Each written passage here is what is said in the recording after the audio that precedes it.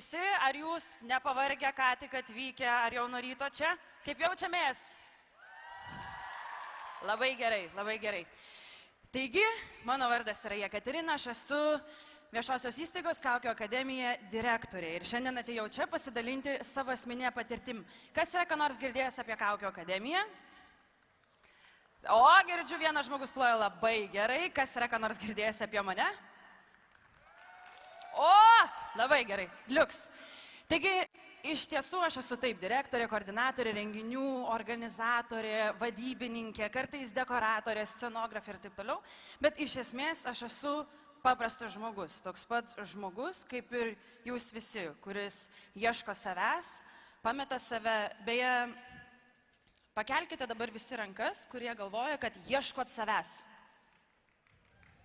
Aha, labai gerai. Tai dabar aš jums padėsiu padaryti vieną paprastą veiksmą. Ištieskite dešinę ranką, ištieskite kairę ranką ir apkabinkite save. Aš sveikinu, jūs save ką tik radote. Galite pasiploti, šiandien yra antroji jūsų gimimo diena. Taip, bet ką daryti su savimi, kai save jau esi kaip ir, bet aš čia esu, ar ne? Mes visi naudojamės išmaniaisiais telefonais, bet jeigu mes rašome žinutes ir skambiname, tai mes neišnaudojam viso potencialo ir galimybių, kurias galime. Lygiai taip pat ir su jumis. Vat, jūs esate kūnas, jūs esate esybė, betgi ką su savim veikti. Taigi aš noriu pasidalinti savo asmeninę istoriją. Pradėkime nuo mokyklos. Taigi buvau pirmūnė, moksliukė, visų būrelio etatinė lankytoja. Visi sakė, o šita tai toliai eis, ten kažką labai daug visko padarys, kas dažnai lemdavo įvairias isterinės krizės. Chill. Tai ne pasaulio pabaiga. Kontroliniai egzaminai, viskas yra prieš akis. Todėl tikrai mokyklą atsipalaiduokite, imkite viską, ką jums duoda, bet nesijaudinkite ir nestresuokit. Taigi, svajojau būti labai daug kuo. Aš svajojau būti archeologė, mokytoja, geografijos mokytoja, šokėja, aktorė, netgi norėjau būti delfinų dresuotoja, taip pat norėjau būti gydytoja, režisierė. Ir taip, vyresnėse klasėse vis dėlto nusistovėjo tas dalykas, kad noriu būti kažką tai scena, renginių organizavimas ir taip toliau. Beje, kai aš norėjau būti archeologė, mano istorijos mokytoja nusiveža mane į Taikomosios dailės muziejų, čia per vieną mokyklinę ekskursiją, nuveda mane į restauratorių dirbtuvės ir sako, eik, pabendrauk su jais. Aš taip galvoju, kodėl? Jis sako, paklausk, kiek laiko ten užtrunka atkrapštyti ten ir žiūriu pas juos, tarkime, kažkokia medinė skulptūrėlė ir milimetrais kažkas pažymėta. Jis sako, paklausk, kiek laiko užtrunka tai padaryti. Aš galvoju, tai sako, reikia daryti. Ir aš klausiu, tai kiek laiko jūs čia tą centimetrą kvadratinį krapštot? Sako, 3 metai. Aš tai pasižiūrėjau, sakau, istorijos mokytojai, ačiū, tai ne man. Aš neturiu tiek kantrybės. Va, tai tas. Tada dar kitas dalykas, 16 metų mama mane išsiveža į Norvegiją skinti braškių ir aviečių. Ką aš suprantu, mokslo šaknys karčios, bet vaisių skinti aš tikrai nenoriu. Taigi tai buvo dar vienas paskatinimas, kuris iš tikrųjų irgi davė labai daug suvokimo. Taigi, egzaminai, aš baigiu mokyklą, noriu stoti į aktorinį. Mano močiutė susigriebus už galvos sako, viešpatie vaikelį, iš ko tu pensiją valgysi. Sakau, močiut, galbūt iki mano to gyvenimo galbūt tos pensijos ir nebebus. Stojau į aktorinį, supratau, kad tai irgi yra ne tai. Ir kadangi mano pažymiai buvo pakankamai geri, aš įstoju į Vilniaus kolegiją, kultūrinės veiklos vadybą. Ir jau po pusės metų pakliūnu į televiziją, mano dėstytoja ploja rankom, dėl to, kad pakliūnu į Jurijaus Smorigino šokių mokyklą. Ir 6 mėnesius ant to parketo, batmanais, piruetais, špagatais aš bandau įrodyti, kad aš galiu. Kodėl aš visą tai pasakoju? Mano pavadinimas buvo Nepeškės griovio, nesakyk op. Taigi visa ta patirtis, kurią jūs gaunate gyvenime, tai ir yra tie vadinamieji grioviai.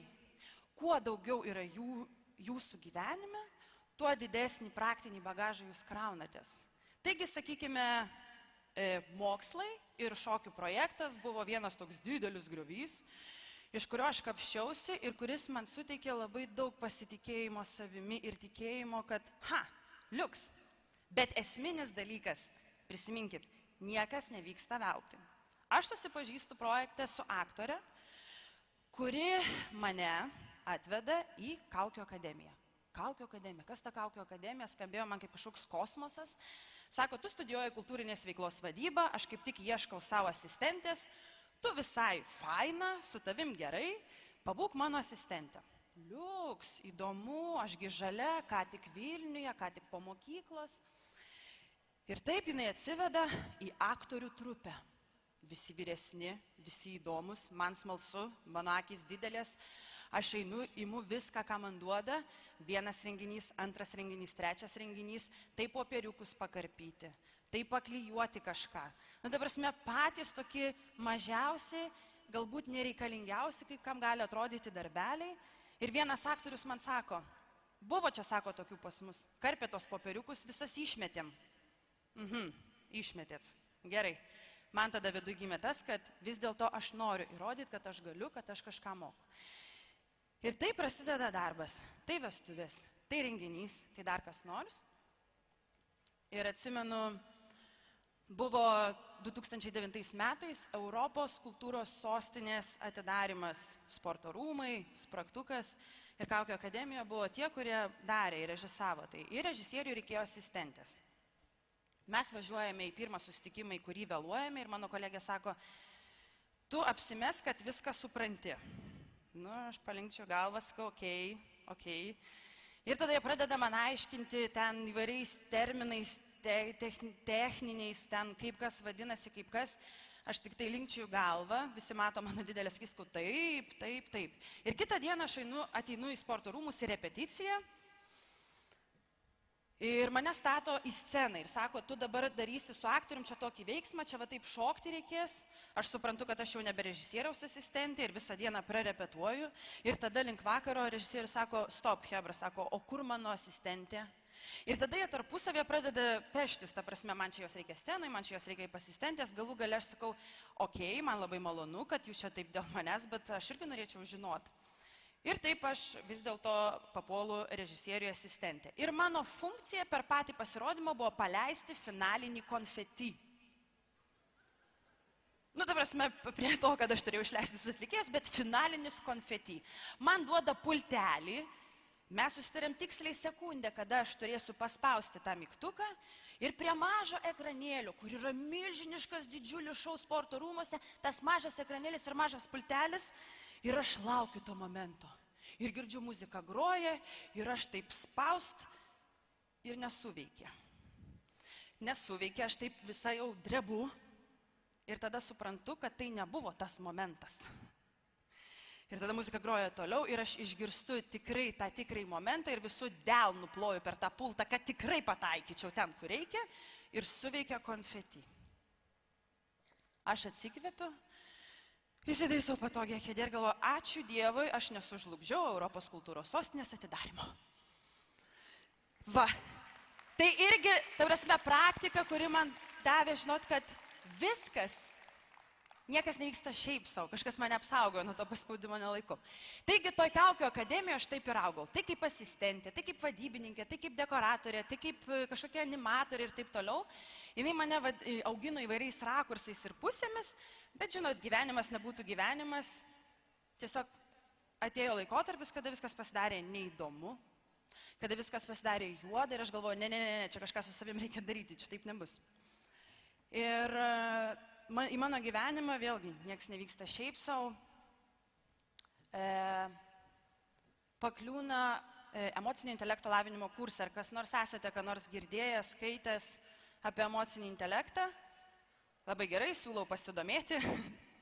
Ir per 2,5 mėnesio aš pasimokau tenais, tai yra ir teorija, ir praktika, ir suprantu, kad viskas yra gerai. Viskas, ką aš gyvenime darau, veikiu, moku, gavau, patyriau, kad viskas yra gerai, viskas man yra reikalinga. Ir mano gyvenimo džiaugsmas grįžta, bet su tokia didesnė jėga. Ir aš noriu visko daugiau, ir dabar aš noriu daugiau uždirbti, nes aš čia moku visokių meditacinių pratimų ir taip toliau. Ir įvyksta taip, kad su tais kursais į mano gyvenimą, vėlgi, nieks vyksta šiaip savo, pasiūlymas važiuoti į svajonių šalių Ameriką. Nagi, kas gali atsisakyti važiuoti į Ameriką? Taip, aš metu darbą Išdalinu visus savo daiktus, užkonservuoju, nusiperku bilietus ir išskrendu į svajonių šalį. Las Vegasas. Kas gali būti geriau? Dirbti auklė ir namų tvarkytoja. Tai yra nuostabu, tikrai, nes galvojau, nuo kažkogi reikia pradėti, o pasiūlymas buvo toks. Reiškiasi, eina mėnuo, galvoju, na čia kažkaip įdomu, kažkaip nefaina, ne taip galvoju, kad čia tam Las Vegase. Eina antras mėnuo, aš jau pradedu skaičiuoti valandas iki vakaro. Aš pradedu skaičiuoti dienas iki savo laisvadienių ir galvoju, palauk, stop. Čia kažkas ne taip. Tuo metu man buvo 26 metai ir galvoju, man 26, o aš darau kažką, leidžiu laiką taip, kad skaičiuočiau savo valandas iki darbo dienos pabaigos.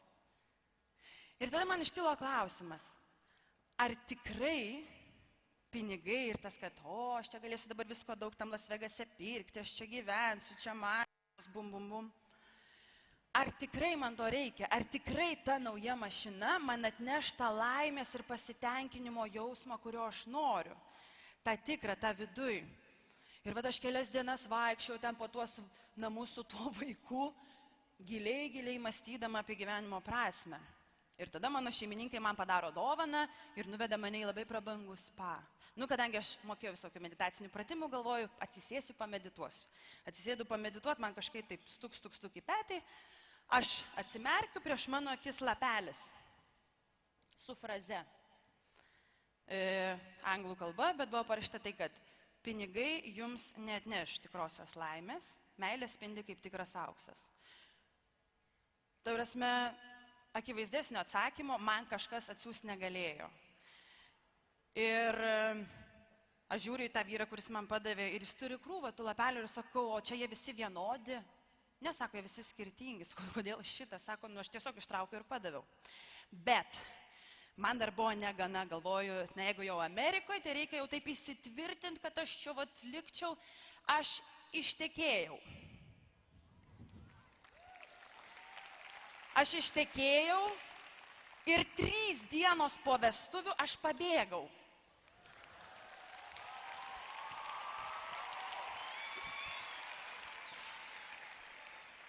Aš grįžau į Lietuvą, bliaudama kaip karvė.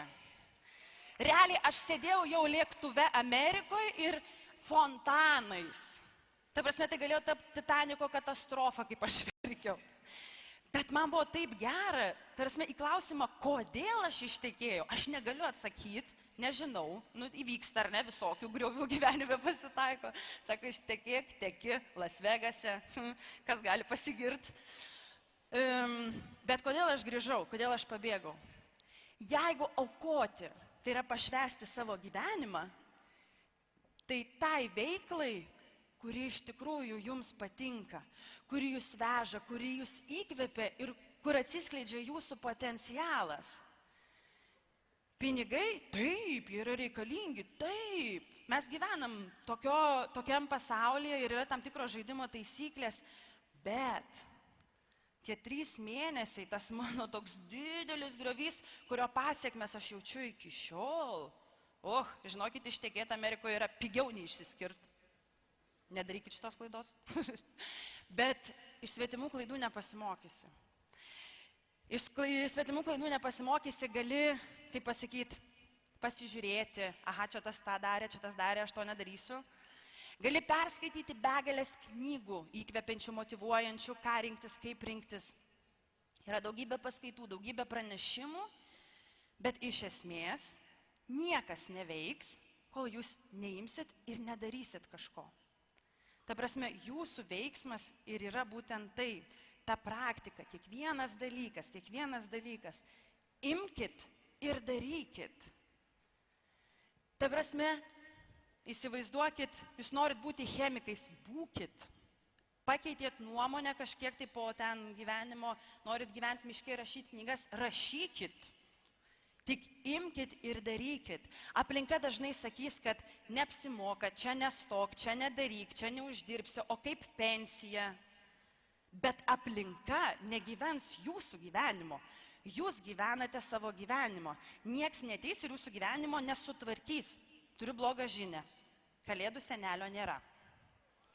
Bet yra gera žinia. Jūs esate tas stebukladarys, tas magas, kuris gali imti ir viską keisti. Visi atsakymai yra jūsų viduje. Ir kiekvieną dieną jūs gaunate praktiką. Tiesiog reikia tai išvelgti. Nesvarbu, ar jūs gatvėje dalinate skrajutes ir bendraujate su žmonėmis. Ar jūs esate asistentas aukščiausio lygio vadovo. Viskas jūsų gyvenime yra praktika. Tik kartais mes ne iš karto tai pajaučiam ir pamatom. Dėl to, kad mesgi norim viską čia ir dabar gauti. Aš irgi atsimenu savo prieš kelis metus, kai buvau ten 25, aš noriu visko dabar, noriu būti ten direktorė, dirbti dangoraižį aukštai. Ne, viskam yra savas laikas. Viskam yra savas laikas, tiesiog džiaukitės gyvenimu, imkite viską, ką jis jums duoda ir kuo daugiau griovių jūsų gyvenime, tuo geriau.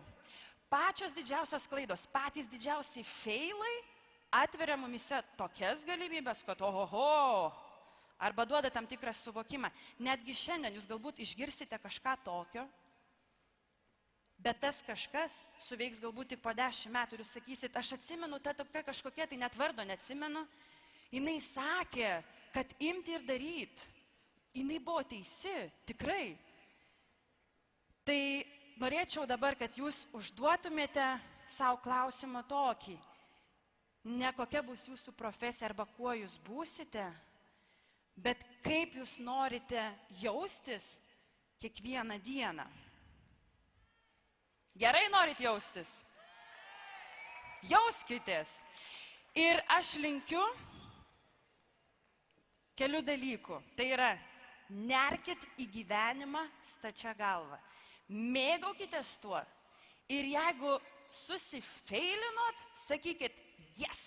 O čia tai gavau pamoką, o čia tai gavau praktiką savo gyvenime. Ir neklausykit, ką jums sako, neapsimoka. Visi atsakymai yra jūsų viduje. Jūsų gyvenimas yra unikalus. Jūs esat unikalus, jūs esat talentingi ir skirtingi. Mokėkite tai išgirsti savyje. Aš linkiu jums sėkmės.